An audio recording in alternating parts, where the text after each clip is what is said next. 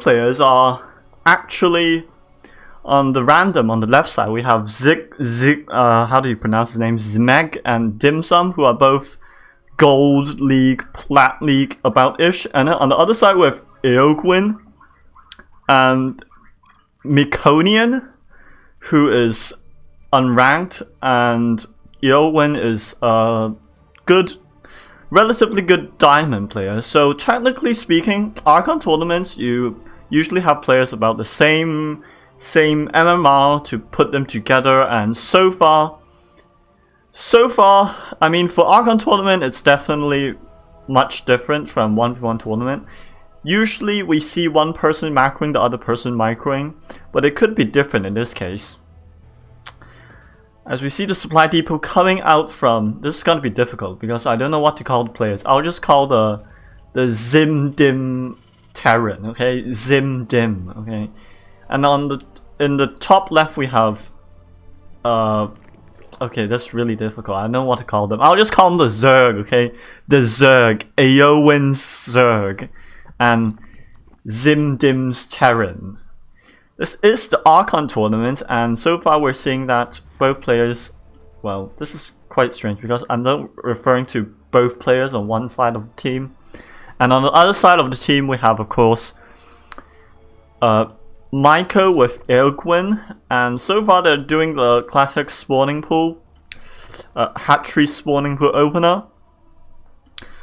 Now I think that Eowyn will be in charge of the macro, and possibly Maiko will just be doing a little bit of the micro, whereas for DimSum and Zim, they probably are going to balance it out a little bit more evenly, since their rankings are a little bit more similar in contrast to Eogwen and Miyoko's dramatic difference in MMR ratings. We see the use of pings being utilized, as without using pings, unless they're on voice chat, of course. Maybe Zim and DimSum are on voice chat, whereas Eogwen and Miyoko maybe are not on voice chat. So the pings are a useful indicator for people who are not on voice chat and are playing in team games. But usually in the community tournaments we don't see much of the team element coming into play, because StarCraft is primarily a 1 versus 1 game. And in this regard, I think that it does become a bit stale and boring, because teamwork is always and usually more fun to watch, especially if one of your teammates sucks really hard and you start blaming everything on your teammates. And note that I'm an observer here, so I have access to all of the chat. So if one of the person starts flaming in the chat, then we will see it very clearly. But of course this is not League of Legends, where people flame people for no reason. And it looks like, so far, no orbital. Well, the orbitals just started. A very late orbital for Zim and DimSum. Very late orbital, not optimal. And if you're a gold or platinum player looking to improve, please get the orbital as soon as you can do it. Like when your first barracks finished, just get it immediately. Or you can start dropping mules, and they'll start accumulating the energy required to drop mules. In fact, with 50 energy, they should immediately drop a mule, but they choose not to drop a mule because apparently they're too busy with dealing with the command center. So it's not going to get cancelled, unfortunately. But on the same side, we're seeing this. Well, the Zerglings did clean up some kind of threat on the other side, but they're actually not going to cancel the command center. What devilry is this? By not cancelling the command center, they have just wasted 400 minerals, whereas they could just have cancelled it. And right now, a couple of Marines are on the way, but to no avail, as the Marines are going to be coming out a little bit too late. The SCVs are not being microed at all. I'm starting to doubt whether this is an Archon tournament or just a regular gold player trying to out micro an unranked player microing Zerglings. I mean, I did think that Archon tournaments would be a little bit more exciting, but it looks like Zim and DimSum, they lack both the macro and micro skills to do anything at all, which is very sad, actually. Really sad. And now they're supply blocked, and what are the SCVs doing? The SCVs should just attack a Zergling. So God's sake, that's just a couple of Zerglings, and now it's 49 supply versus 11. I'm really not sure what they were doing with the macro. They have 691 minerals in the bank and now they're lifting off. Why are they lifting off the buildings for? Come on. You could have dealt with that so easily. Come on now. Oh my god, I feel like Eogwen is the only one who's controlling the Zerg. And Miyoko is just doing absolutely nothing. Because, you know, Eogwen, he likes the little cheese, and I'm not sure what Miyoko will actually be doing at this point. But what is this? Come on now. Come on, that was just... Initially, there were only like 7 Zerglings. You could have sent like 3 or 4 Marines to kite them around. You could have built a bunker. You could have gotten a... You could have gotten the orbital command earlier to get more minerals, and now you have 591 minerals in the bag and only 1 supply of units, and right now they're making a nuke. Oh my god. I mean, the Zerglings spot the barracks, so there's no chance of the barracks secretly landing, building a tech lab, and then nuking the other opponent. I'm really not sure what this ghost nuke was for. I think they totally messed up their build. They totally should not have went for this kind of absolutely nonsensical, whimsical build of the nuke rush by foregoing and delaying the orbital command, having absolutely 0 units to deal with a cheese. And this is the completely incorrect way to approach the first game of a series, which I'm not sure whether it's a best of 3. Let me just ask. Let me just ask the tournament organizer, and right now we're just seeing the Zerglings are just streaming in, they're scouting everywhere, and at this point, oh, there's orbital command. What is this? You've lost the game. Just surrender. Just surrender. You have to accept defeat at some point. There's no point to float the goddamn thing around. I mean, I can't stop the players from doing so, but it looks like we're gonna have some fun. It's called Hide and Seek. It's a new version of Hide and Seek created by Noob Terrans. It's a new game created by Noob Terrans who lose to Ravager Rushers, Zergling Rushers. And it's called Hide and Seek. Floating buildings. Search for them. It's called... What is... Why? Why must you do this to me? You have lost already. One single ghost is not going to win you the game. But they're holding on to the dream. Don't let your dreams become memes, as the first ghost is just about to pop out. And of course, Eogwen is totally prepared for this, as he has absolutely 0 drones mining from the 2 extractors at the space. I'm very, very impressed by Sim and DimSum's persistence and determination. By building a single ghost, they can win the game. Now, where is the goddamn ghost? Here comes the ghost, baby, ladies and gentlemen. I didn't know why I say babies and gentlemen. Well, I suppose we were all babies once. And the ghost is making the way and it's gonna launch an absolutely useless nuke before being eaten by the Zerglings. Oh my lord! As the Zerglings approach from the top left, they're going to converge onto the Ghost Academy. Is this the last building? Unfortunately, it's not, as the Zergs finally start to make corruptors, and 12 corruptors are going to take out the barracks, and Eogwen and Miyoko are going to take the victory as your Zerg today.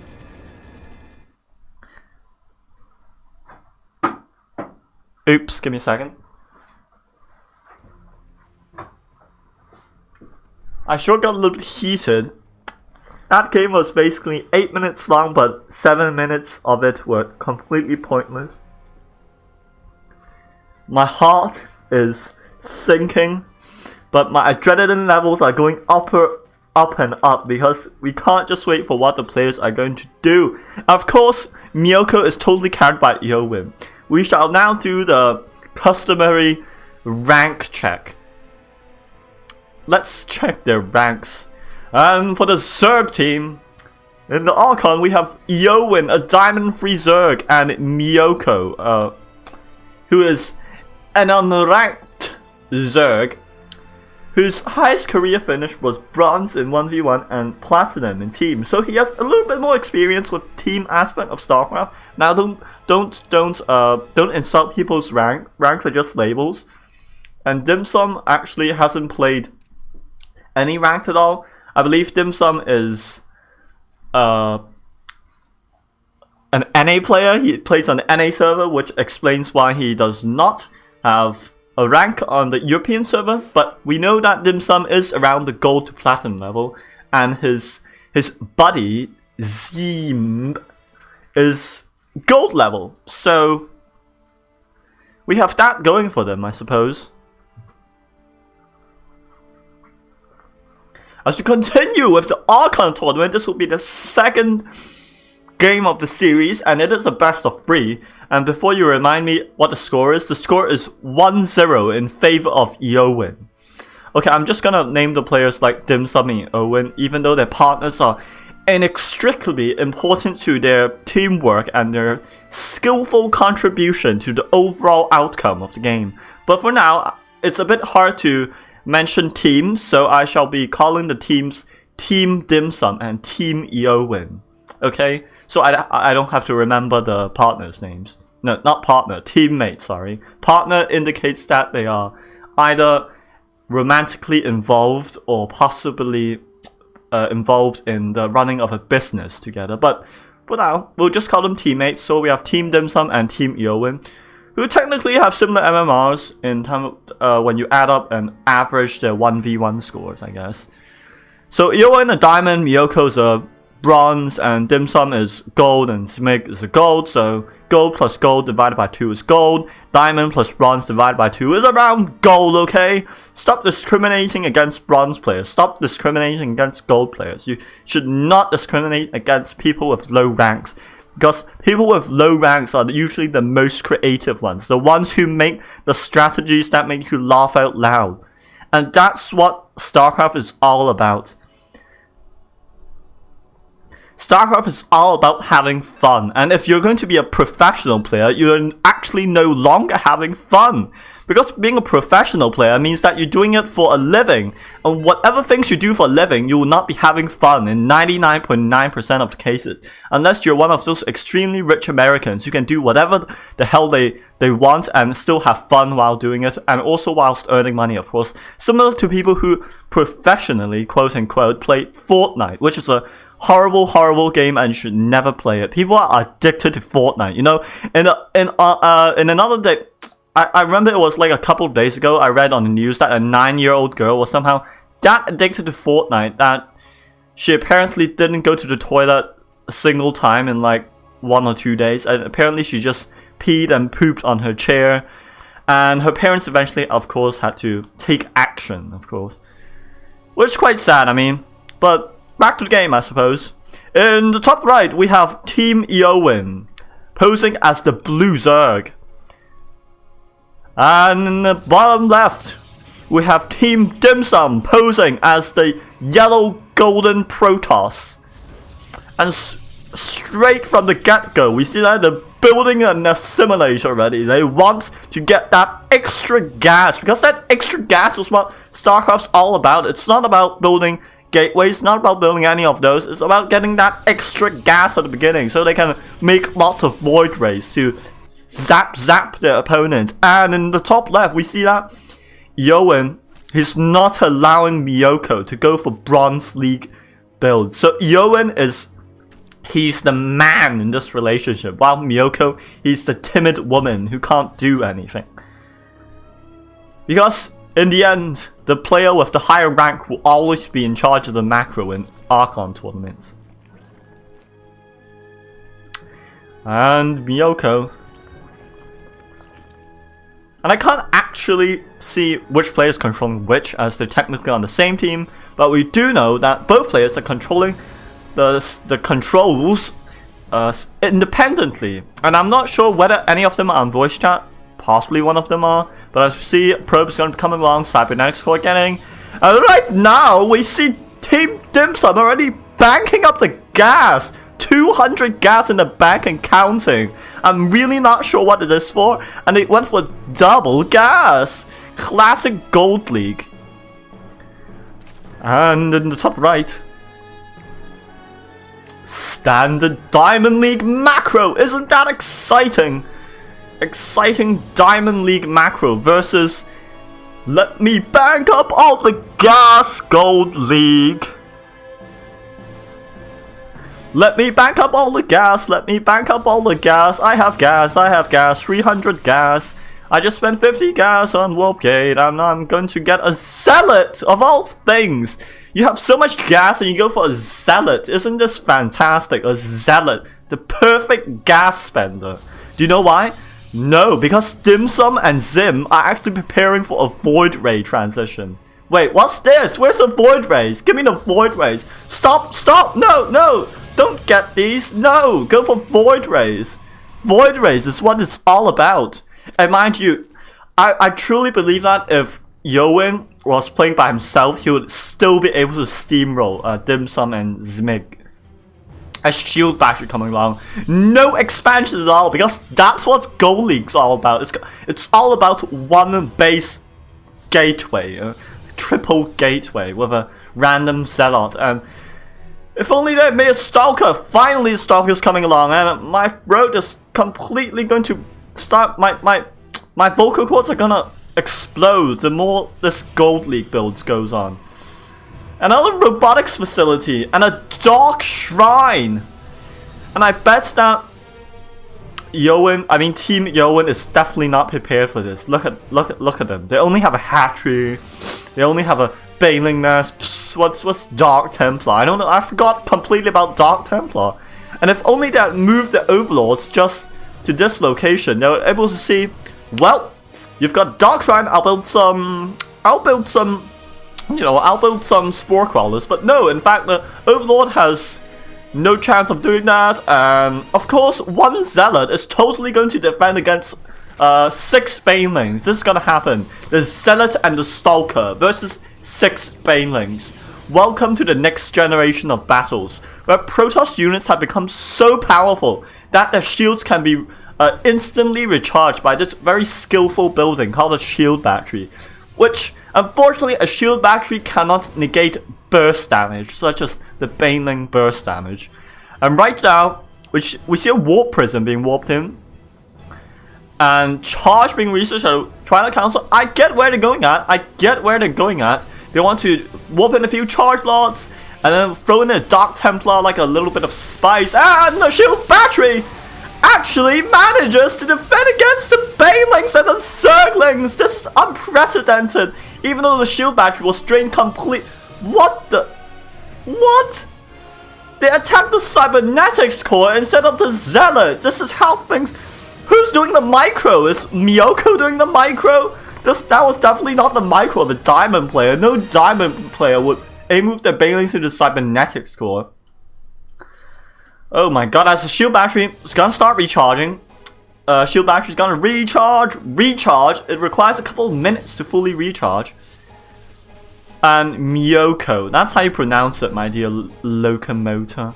It's Miyoko, okay? That's the way I choose to pronounce it. And if you want to pronounce it otherwise, then well, you can pronounce it in your brain. You can pronounce it in your own mind, in your own time. I suppose as the main entrance is left completely undefended, and the Zerglings and Banelings are sent off to their deaths again, and charge is just about to complete.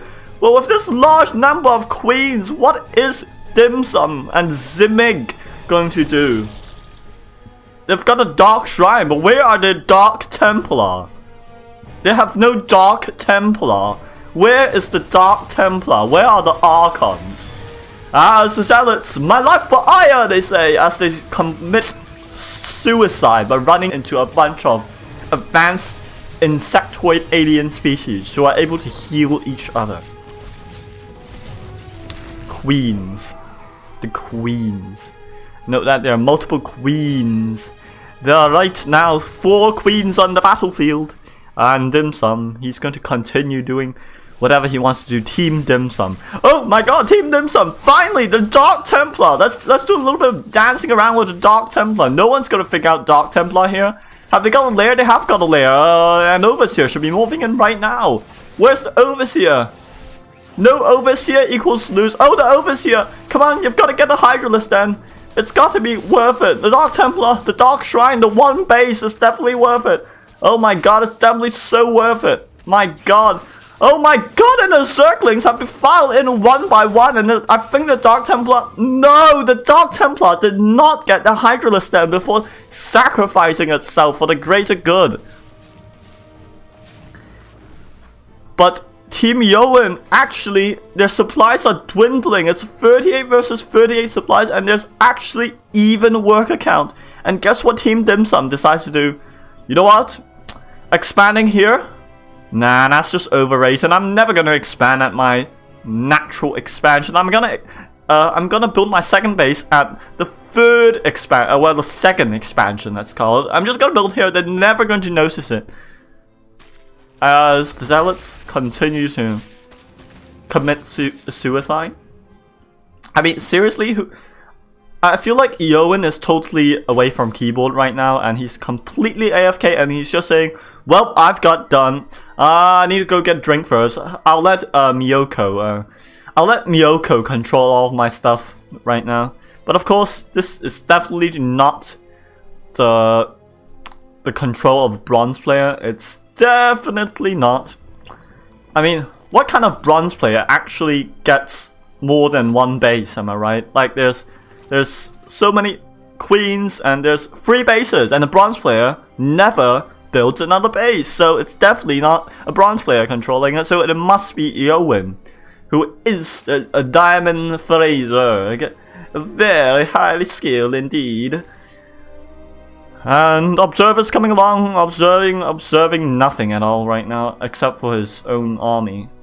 And as the macro of Team Eogwen wraps up with 39 workers, as you can see in the bottom panel, and Overseer is going to flow right on in and might get tickled to death by that sentry. Instead, a Changeling is going to be created. Changeling is going to run right on in. Team DimSum, come on, you have to notice that's Changeling. Finally, I can't believe gold players can actually spot Changelings. And they actually attack the Changelings. But unfortunately, the Overseer does spot the base of Team DimSum. And all is not good here. All is not good. I mean, I've really been excited for like low-level games. Low-level games are generally the most interesting to cast. Whilst, you know, Diamond and Master League games are just quite boring. They're usually the same thing over and over again, and they're just basically try-hard players who want to win, and that's not fun to watch. That's not fun to watch. What is fun to watch is one base Dark Templar triple gateway into... I'm going to expand at my 3rd location, and then I'm going to expand at my natural expansion, because that's what it's all about, right? I mean, who wants Diamond League, you know, every same time, Barracks, fast Reaper fast expand, straight into Orbital Command? No one needs that. All we need is a little bit more meme in the StarCraft. Then they're gonna break open the rocks for completely no reason. Well...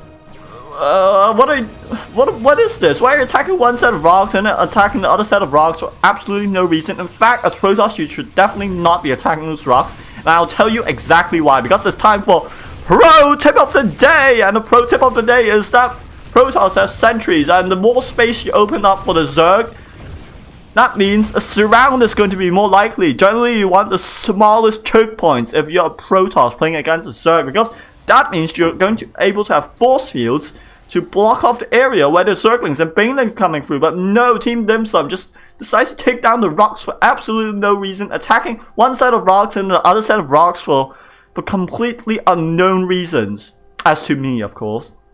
But in the minds of Team DimSum, they know exactly what they're going to be doing, so you shouldn't question them, actually. Right now, they're sending another set of Zealots. Quite impressive. I must say that. I must say that I mean, sending Zealot counterattacks, very impressive indeed. As the Hydralisks decide to ignore the Zealots for just secondary, and as this has to be Eogwen who is spreading the creep. There's no way that a bronze player actually spreads creep and actually knows how to use creep tumors. But anyway, we're going to be seeing the Zealots coming in for another counterattack. I must say this is impressive multitasking. But then again, it's an Archon tournament, and right now there are a large number of queens with nearly full energy who decide not to inject. Come on, you've got to inject. Where are you? Inject. Come on, inject, inject. Good, good, good. Inject. Inject those lava. As this horrifyingly small army decides to put a massive push by destroying creep tumors, and it will inextricably get itself killed at some point. As the Hydralisk don't spot it. I mean, that's just 2 Immortals, 1 Sentry, and a Stalker. Where are you going? Why are you going there? You're going there just because of 3 Zealots and 1 Dark Templar? Pro tip of the day! Don't use the F2 All Army hotkey! As the 2 Immortals, 1 Stalker, and 1 Sentry. What a massive and scary army this is. If only Immortals were actually immortal. Oh my goodness. As the Immortals are being... Well, that Immortal was left to die since it didn't want to micro itself, I guess. And the Hydralisks are on the chase with their grooved spike. What? Did they just kill their... Did the Hydralisks just kill one of their own kin? But then again, carnivorous behavior is often seen in vicious species like the Zerg. And it looks like they're going to lose their lair to 3 Dark Templar. Oh my god, this multitasking, especially for an Archon tournament, is so impressive that I just feel nothing but... Like, there were 3 Overseers here. What? There were 3 Overseers that were just there being morphed in, but they decided, well, we're gonna lose our lairs, that these queens are gonna not do anything at all except chill in the base with 200 energy. This game has gone longer than one actually needs it to. What is Eogwen doing? Is he actually macroing? Or maybe he's just far too distracted by the large number of Zealots they are going to corner the space again. And so far Team DimSum they've just been escaping from the main problem. They're trying to... And the Dark Templar, come on, land of storms, as the storms are eaten by the Hydralisk, but with 0 micro, Team Eogwen is just going to A-move through Team DimSum's 3rd base. And another set of Dark Templar. Okay, Dark Templar are gonna kill some queens, and they're gonna ignore the main problem. Another tip is that 4 Dark Templar cannot defeat whatever this is number of Hydralisks, and the Bronze League micro! Oh my holy Jesus! What are these Hydralisks doing? Stop doing that to me! Stop eating storms! Even though the weather is a little stormy on Lost and Found LE, but I mean, that's no reason to eat a storm. I mean, there's still like Dark Templar if some Stalkers are walked in and the Stalkers somehow manage to kill off these 4 Overseers, then those Dark Templar could actually kill all the Hydralisks. But the point of the fact is, they haven't walked in another High Templar, and the cannon wall continues. I have to decide to build some cannons, but the cannons are not going to be doing any good at all. Oh my god. Oh my goodness. Oh my goodness. The Zealots are gonna be whopping. Ah, my left for ire. They say, my left for ire. Hydralisks, stand, don't stand. Yes, they stand in the way of Protoss victory. As the counterattacks continue with the Dark Templar. Oof. Oof. And in this 22 to 101 supply, as the probes are being sent to kill the Hydralisks, and the Dark Templar are going to be killed by the Hydralisks as well. No, escape! The Hydralisks are sent to commit seppuku again. That's suicide. Honorable suicide in Japanese, I think. But the macro, 56 workers to 0 workers. I wonder who's going to take the game. I wonder who has the better economy. The one with 40 minerals and 20 gas, or the one with 1,000 minerals and 1,000 gas, and still counting, of course. And 44 army supply versus 10 army supply. Where are the 2 Dark Templar? Oh my god, and we see a little bit of Zealot BM, the Changeling BM, as Changelings are unfortunately unable to attack whatsoever, and the lag strike. Oh, the lags. The lag spike has passed, and the Dark Templar are sent to kill the Zealots. Oh my goodness. The Changelings are just so overpowered. Please nerf the Changelings immediately. And more Hydralisks are on the way. I mean, this is very uncharacteristic of a diamond player to have 1,000 minerals and 1,000 gas in their bank. But, I mean, you can't really expect anything. It's an Archon tournament, right? But holy cripes. Holy crapes. Yikes. As the main nexus of the Team DimSum is taken down, and still they do not concede because gold players never concede. And we see, dang, you guys are good, but if DimSum actually watched the few of Winter's StarCraft guys or Loco's StarCraft guys, I'm sure someone will be able to teach them how to at least make some units and not rely on one base all-ins. But that will be the series for Team Eogwen, who take the series with a what is the word? With a definite 2-0. Yes.